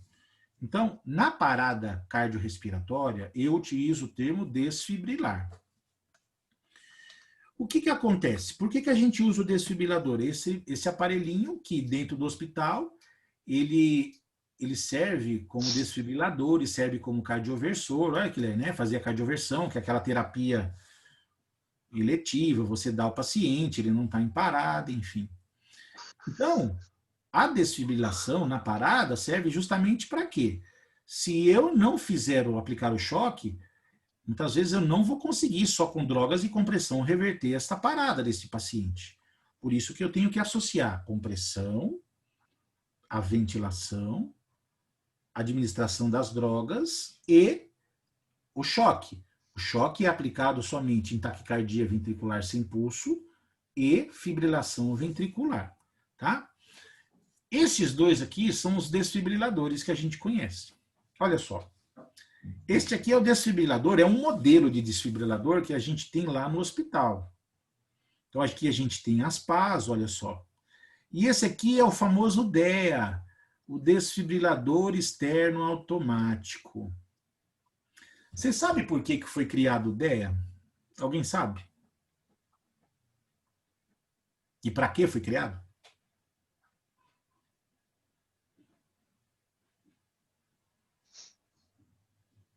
Arrisca? Não arrisca, Gabi? Fê? Suzy?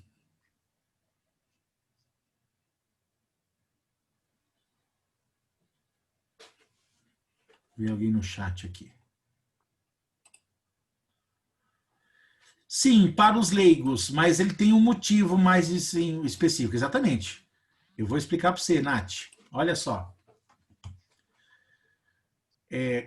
As pessoas que evoluem a parada cardiorrespiratória, não só no Brasil, como no mundo inteiro, o que eles fizeram? Foi traçado, ao longo dos anos, um perfil epidemiológico de atendimento e foi identificado que a maioria das paradas, olha só, a maioria das paradas ocorrem nos ritmos chocáveis, ou em FV ou em TV.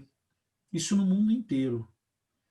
Só que, alguém falou aí, olha, foi criada para os leigos. É exatamente porque dentro do hospital você não tem ideia, né? Você tem o desfibrilador, que ele tem mais recursos. Aí, como eles identificaram que a maioria das pessoas que sofrem uma parada cardíaca, o mecanismo da parada é um ritmo chocável, eles desenvolveram este aparelho pensando nos leigos. Exatamente, olha, em qualquer lugar do mundo, se o cara tiver um treinamento básico e souber aplicar, ele pode salvar uma vida, colocando DEA. Por quê? O que o DEA faz? Quando você instala o DEA ele vai verificar o ritmo do coração. E ele consegue identificar, ele não vai falar para você, olha, taquicardia ventricular ou fibrilação. Pode até ser que tenha DEAs que falem. Tem DEAs que variam aí, gente, no Brasil, de 2 até 15 mil reais. Por quê? Vai depender dos recursos. Por exemplo, esse DEA aqui, ele tem um display, tá vendo? Um monitorzinho. E ele consegue identificar e mostra para você qual que é o traçado. Então, se você for profissional da saúde e souber ler, você olha e fala, olha, ele está em assistolia, ele está em AESP, ele está em TV sem pulso, porque ele mostra. Mas a maioria dos DEAs, dos desfibriladores externos, não. Ele só vai checar e ele vai falar, ritmo é chocável ou não. Então, o DEA foi criado porque, como a maioria das pessoas que evoluem para a parada param nos ritmos chocáveis, se as pessoas tiverem treinamento, é a possibilidade de salvar vidas. Deu para entender? No município de São Paulo, locais onde tem a circulação de mais de 1.500 pessoas por dia, é obrigatório ter um DEA. Estádios de futebol, escolas, shopping, muito bem, terminais rodoviários, estações de metrô. Igrejas. Tem igrejas, por exemplo, você vai nesses templos grandes, tem que ter, né?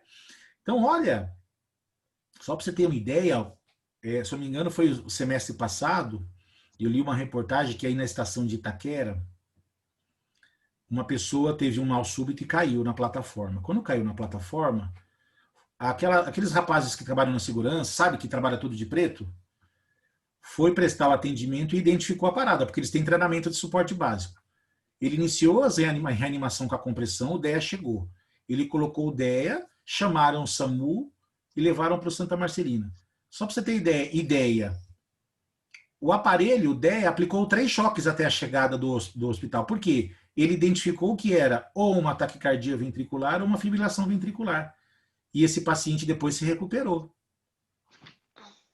Então, só para a gente entender a importância desse desfibrilador. Por isso que o desfibrilador ele foi criado, o externo, automático. Porque a maioria das paradas ocorrem nos mecanismos chocáveis. Deu para entender isso?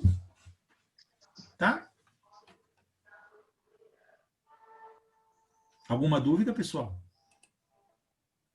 Não, tranquilo, professor. E, por exemplo, ele está lá no hospital, o carrinho de parada chegou. Quando o carrinho de parada chegou, este aparelho ele vem em cima do carrinho. Aí como é que o médico vai saber qual é o ritmo? Ou eu vou saber? Estas pás aqui, uma é colocada no externo, né?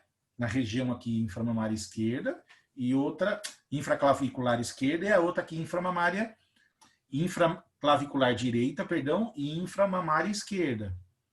Aí você posiciona, olha o traçado aparecendo aqui, Aí você consegue identificar qual que é o ritmo que dá parada. Se é a AESP, se é a sistolia, se é a taquicardia ventricular sem pulso, ou se é a fibrilação ventricular, porque vai aparecer aqui no display, no monitor. Tá? Aqui é a quantidade de joules, aqui tem botão de sincronia ou não sincronia. Tá bom? Existem 2 tipos de aparelhos desses aqui, gente, de desfibrilador. 2. Um aparelho que a gente chama de bifásico e um aparelho que a gente chama de monofásico. Só para entender, o bifásico, o máximo de joules de energia dele é 200 joules. E o monofásico, ele vai até 360. Qual que é a diferença aqui, ó? Vou mostrar uma figura para vocês. Quando você está com um aparelho desfibrilador bifásico, olha a posição das pás, tá vendo? O aparelho bifásico, que ele vai no máximo até 200 joules, por que ele vai até 200 joules? Ó, porque o choque ele sai de uma pá, vai para outra e volta. É como se ele estivesse dando 2 choques num só. E no aparelho monofásico, eu falei para vocês que ele vai até 360 joules, não é isso? Por quê? O choque ele vai só de uma pá para outra. Então, por isso que o aparelho bifásico tem menos joules, porque o choque vai e o choque volta. No aparelho monofásico, o choque só vai. Professor, existem efetividades? Eu já li a respeito. Existem várias literaturas que dizem que a efetividade de um e de outro aí, ela é mínima. Tá? Não tem muita diferença em relação à efetividade. Se o choque tiver que resolver, vai resolver tanto no monofásico quanto no bifásico. A diferença é que no monofásico é um choque só que vai, numa quantidade maior de joules. Por isso que o médico fala, põe 300, é monofásico ou bifásico? Põe 300 joules. Você fala, doutor, esse é monofásico, vai só até 200. Aí ele fala, então tá bom. Põe 200 joules, choque vai e choque volta. Tá? Então, ó, como é que eu vou posicionar? Normalmente as pás, eu vou posicionar na região infraclavicular direita, abaixo da clavícula direita, e abaixo da região mamilar esquerda. Olha só, para o choque fazer isso. Ok? Certo? Mais ou menos na altura do ápice, né? Oi? Mais ou menos na altura do ápice do coração aí, né? Isso, exatamente, Exatamente. Ó o DEA. DEA é a mesma coisa, ó. Vou posicionar, tá vendo? Ó? Região infraclavicular esquerda, direita, e inframamilar esquerda. Ó a posição do DEA, do choque que eu falei para você no bifásico, ó. O choque vai, o choque volta. O choque vai, o choque volta. No monofásico, o choque só vai. Toda vez que o choque for aplicado, olha só, o DEA, qualquer pessoa pode aplicar o choque no DEA. Desfibrilar no hospital, só quem pode desfibrilar é o médico. Ah, professor, eu já desfibrilei, parabéns. Mas só quem pode desfibrilar é o médico. Ouviu? E todas as vezes que você for desfibrilar, alguém for desfibrilar, seja no DEA ou seja lá no desfibrilador no hospital, quem estiver no comando do DEA ou do desfibrilador que for aplicar o choque, tem que olhar e falar, todo mundo se afasta, não pode encostar na cama, não pode encostar no paciente, nada, porque senão a descarga elétrica também vai para a pessoa que está encostada. Eu já vi gente levar choque e cair, ficar desacordado, evoluir para uma arritmia, até mesmo pode parar, por conta do choque, gente. Então, quem estiver no comando do DEA, quem estiver no comando da desfibrilação, que no caso o médico, ele que tem que se certificar. Gente, todo mundo se afasta. Não pode estar encostado no paciente nem na cama, no leito, porque senão a descarga elétrica vai para a pessoa também. Certo? Para aplicar aí, né, essa terapia elétrica, evitar o tecido mamário. O tecido mamário que eu estou dizendo é a areola. Evitar posicionar a areola. Por quê, gente? Quando você aplica o choque, uma das coisas que a gente tem que colocar na pá, não no DEA, né, que é adesivo, mas aquele desfibrilador, é muito gel.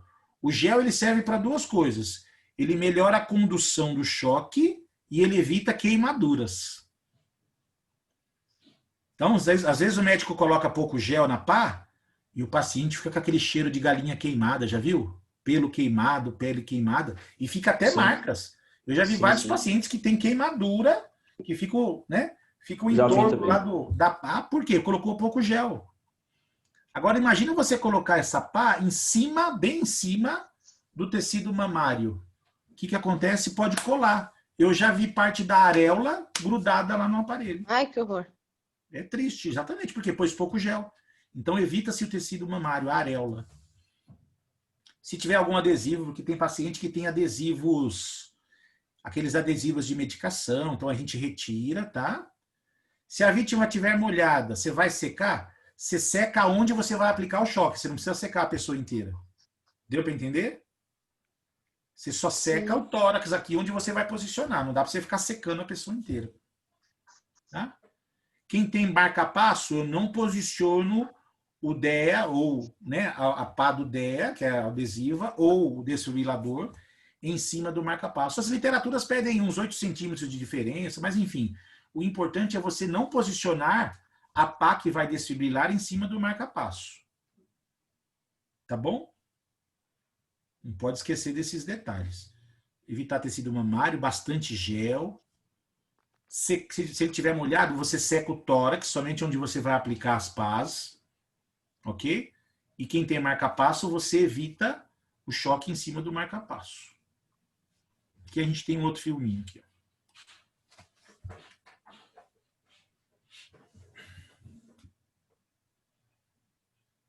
A desfibrilação precoce é um fator determinante de sobrevida, especialmente em pacientes adultos. Desta forma, deverá solicitar também o desfibrilador externo automático, conhecido pela sigla DEA. O DEA pode ser operado por qualquer pessoa, basta seguir as orientações do aparelho. O DEA deverá ser utilizado assim que estiver disponível. O primeiro passo é ligá-lo. Depois, deve-se seguir suas recomendações. Conecte as pás no tórax do paciente. Conecte as pás no tórax do paciente. Não toque no paciente, analisando o ritmo cardíaco. Choque indicado. Não toque no paciente. Aperte o botão luminoso para chocar o paciente. Tratamento realizado. Realize a ressuscitação cardiopulmonar por 2 minutos. O DEA também é equipado com pás pediátricas, que devem ser utilizadas em crianças menores de 8 anos de idade, pois ele possui um atenuador de carga pediátrica. Resumindo a sequência de atendimento, ao identificar uma possível vítima de PCR, aproxime-se e chame-a. Caso a vítima não responda, verifique pulso e respiração simultaneamente. Neste caso, peça imediatamente por ajuda. Acione o código azul, conforme a abrangência, e providencie o carrinho de emergência ou DEA. Inicie as manobras de ressuscitação de alta qualidade até a chegada da equipe do código azul, que deverá conduzir o restante do atendimento juntamente com a equipe local. Essas medidas são muito importantes e podem ser realizadas por profissionais de qualquer área. Ao aplicá-las corretamente, você contribuirá para melhores resultados para o paciente. Você faz toda a diferença e juntos salvamos vidas.